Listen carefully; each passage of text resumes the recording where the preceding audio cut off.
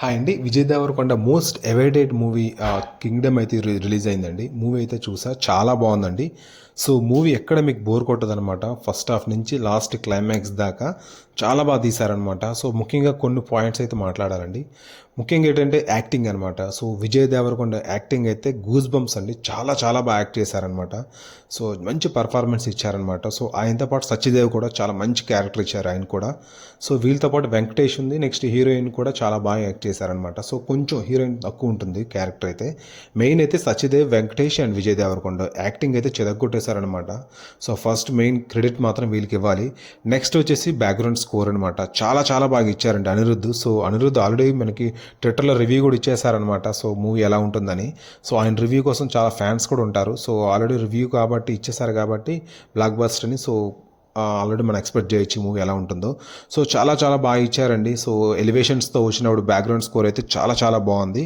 Super బైగ్ ఇచ్చారనమాట. Second pillar అనుకోవాలన్నమాట అనిరుద్ధ్. సో అంత బాగా ఇచ్చారు. సాంగ్స్లో కానీ చాలా బాగున్నాయి అనమాట ఇక్కడ పిక్చరైజేషన్ కూడా.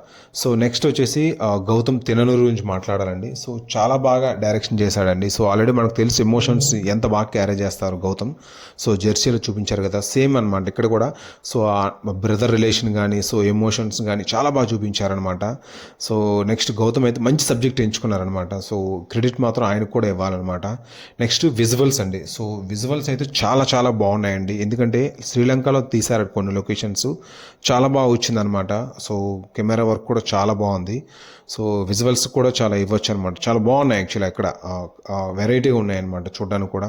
నెక్స్ట్ ఇంకోటి ఏంటంటే ఒక స్పెషల్ రివీల్ చేయలేదన్నమాట. అది ఒక మాస్క్ వేసుకుని ఉంది. అది మీరు థియేటర్లో చూస్తే మీకు అర్థమవుతుంది ఏంటి ఆ సస్పెన్స్, ఎవరు ఆ క్యారెక్టరు. సో విజయ్ ఇంతవరకు చేయలేదనమాట. సో అటువంటి క్యారెక్టర్ కూడా చేశారు.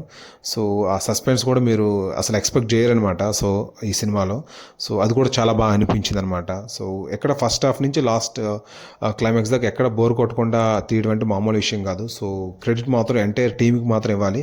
సో నిర్మాత నాగవంశికి కూడా ఇవ్వాలండి. ఎందుకంటే సో ఎక్కడ కాంప్రమైజ్ అవ్వలేదు. చూస్తుంటే అర్థమవుతుంది పిక్చర్ కానీ క్వాలిటీ.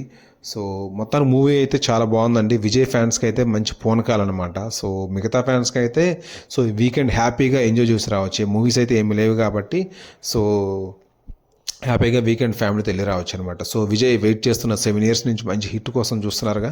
సో ఈసారి అయితే అది తన కళ నెరవేరిందండి. సో నిజంగా మంచి మూవీ అనమాట. సో మంచి మెసేజ్ కూడా ఉంటుంది. సో ఇంకా కింగ్డమ్ పార్ట్ 2 కూడా అంటున్నారు. చూడాలి మరి. సో మేబీ ఈ వీకెండ్ అయ్యాక సో మొత్తం ఓవరాల్ టాక్ బట్టి సో పార్ట్ 2 ఎంతవరకు వెళ్తుందని చూడాలన్నమాట. సో ఇదండి నా రివ్యూ. సో మీకు ఇది నచ్చినట్లయితే please subscribe to my channel అండి. Thank you so much for watching.